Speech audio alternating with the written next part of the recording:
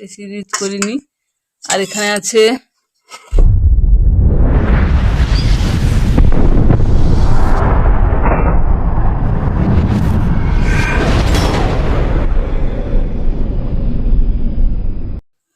Welcome back to my channel Manimala daily blog.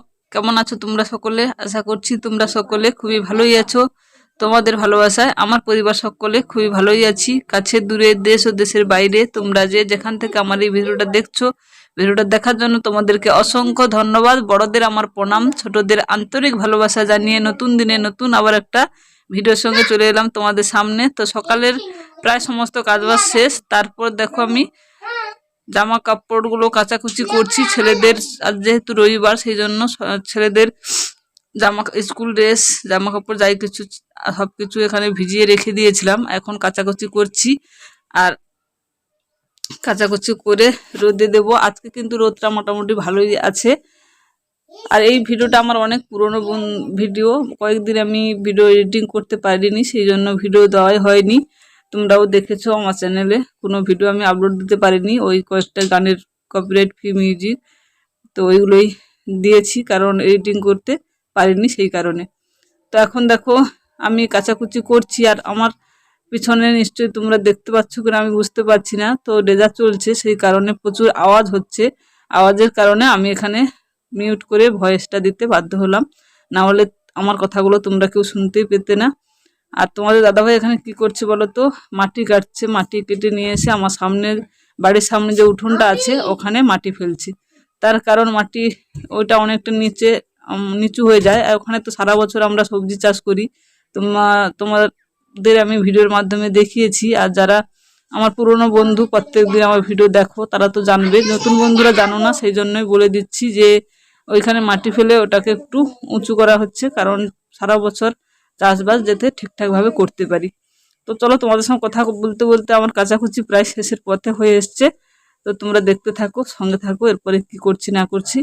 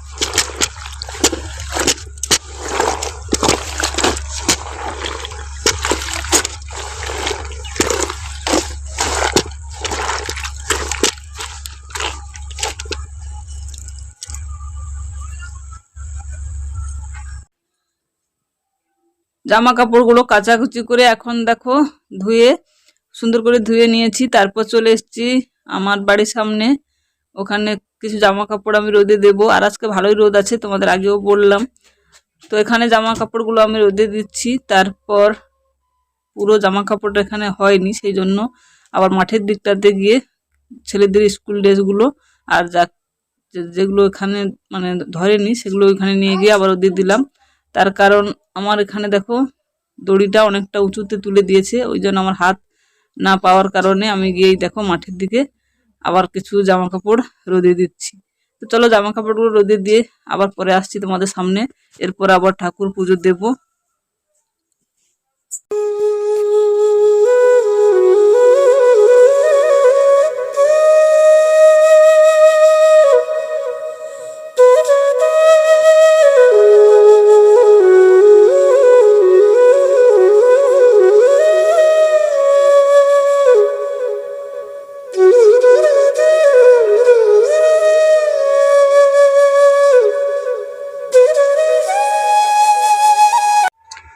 তো এখন দেখো আমার পুজো দেওয়া হয়ে গেছে। তো অনেকদিন পরে তোমাদের আমার এই দেবদেবীর আসনটা দেখাচ্ছি।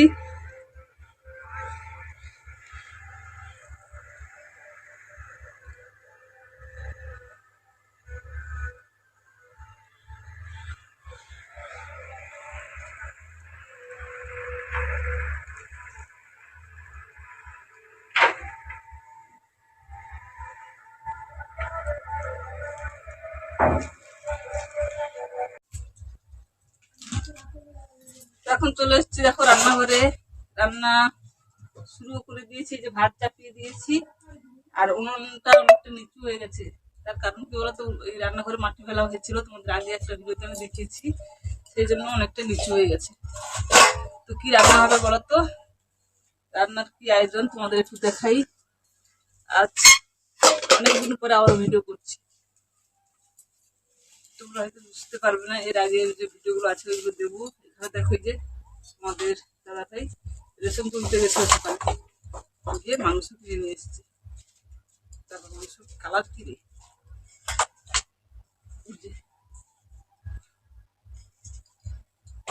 মাংস কিনে নিয়ে এসছে, আর মাছও কিনে নিয়ে এসছে। এই যে ছোট ছোট নদীর মাছ, এটা কিনে নিয়ে আসেনি, বাড়ির কাছেই দোকানে এসেছিল, কিনেছি। আর আছে এর সঙ্গে চিংড়ি মাছ, এই যে বাটিতে আছে চিংড়ি মাছ। চিংড়ি মাছ কলা মোচাটাকে এখনো কাটা হয়নি, এটা দিয়ে করব চচ্চড়ি। আর মাছগুলোকে রেখে দেবো, রাতে হবে, একসঙ্গে তো সব কিনে নিলে হবে না বলো। এখনো রান্নাঘরটা ঠিকঠাক সাইজ করা হয়নি, তবুও মনে রান্নাটা করছি এখানে বসে। তার কারণ আমাদের মতো গ্রামের হাউস ওয়াইফদের সবসময় গ্যাসে রান্না করা করা তো আমরা পারি না, করতে হবে গ্যাসে রান্না করতে, কারণ গ্যাসে তো খরচের ব্যাপার আছে, সেই জন্য উনুনে রান্না করি। ঠিকঠাক করছি, একটু একটু করে আস্তে আস্তে ঠিকঠাক করতে করতে একদম ঠিক ঠিক হয়ে সাইজ হয়ে যাবে, রান্নাঘরটা পুরোটা ঠিকঠাক হয়ে যাবে। কারণ আদা রসুন সবকিছু কেটে রেখেছি। আর এই যে নিয়ে এসছি দেখো আমরা, দেখাচ্ছি আমরা আমরা করবো চাট। চিনি চলে এসছি, চিনিটা আমাদের রেশনে দেয়, 1 কেজি করে চিনি আমরা রেশন থেকে পাই, ওখান থেকে দেয়। এখন আমি কলা মোচাটা কেটে নেবো, নিয়ে চচ্চড়ি, আমরা চাট আর মাংস এই রান্না করবো। হ্যাঁ আদা লাগবে।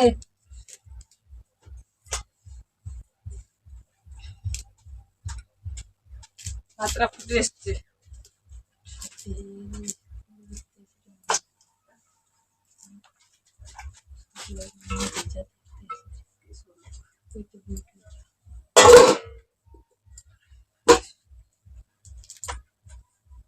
চলো কাটাকুটি করে নিই। ভাতটাও ফুটে গেছে, এখন হয়ে গেলে ফ্যানটা ছড়াতে দিয়ে তরকারিগুলো রান্না শুরু করবো, সঙ্গে থাকো, দেখতে থাকো। তো এখানে দেখো আমার রান্না হয়ে গেছে, রান্না কমপ্লিট, তারপর তোমাদের সঙ্গে শেয়ার করছি। তো এখানে দেখো এই যে আমার মাংসটা হালকা পাতলা করেই করেছি, বেশি রিচ করিনি। আর এখানে আছে আমরা চাটনি, আমরা চাটনিটা দেখো খুব সুন্দর হয়েছে, জানি না খেতে কেমন হবে, খাওয়ার পর বলতে পারবো। আর এখানে করেছি চিংড়ি মাছ দিয়ে কলা মোচা চচ্চড়ি, কলা মোচা নয়, কলা ভরা চচ্চড়ি, আমি এটা গুলিয়ে ফেলি মোচা আর ভরাতে। তো এই রান্না হয়েছে দুপুরের মেনু এগুলো। খাওয়া দাওয়া করি, ছেলেরা স্নান করে চলে এসছে, এখন খাবার খাবো, তারপর তোমাদের সামনে পরে আসছি, সঙ্গে থাকো, দেখতে থাকো। শুভ সন্ধ্যা বন্ধুরা, আবার অনেকটা সময় পরে তোমাদের সামনে চলে আসলাম।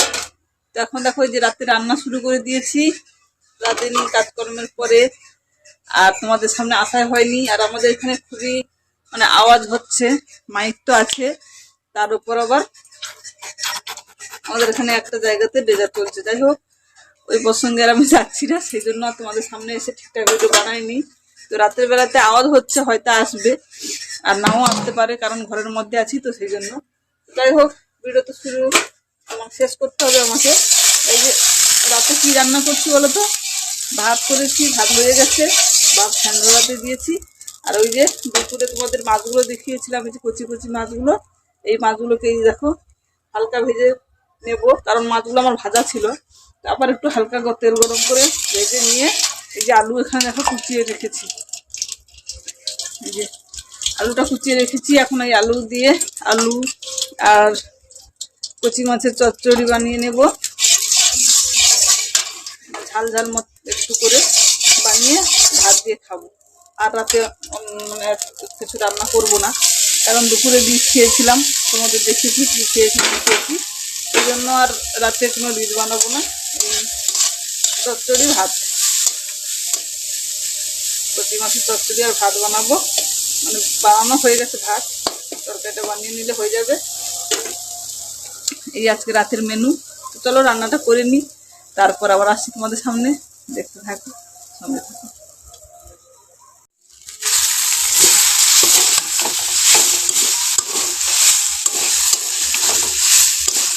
দেখো আলু চচ্চড়িটা আমি রান্না শুরু করেছি। তো আলুগুলো অনেকটা মশলার সঙ্গে কষানো হয়ে গেছে। আর এইভাবে কিন্তু চচ্চড়ি বানিয়ে গরম ভাতের সঙ্গে খেতে খুবই ভালো লাগে।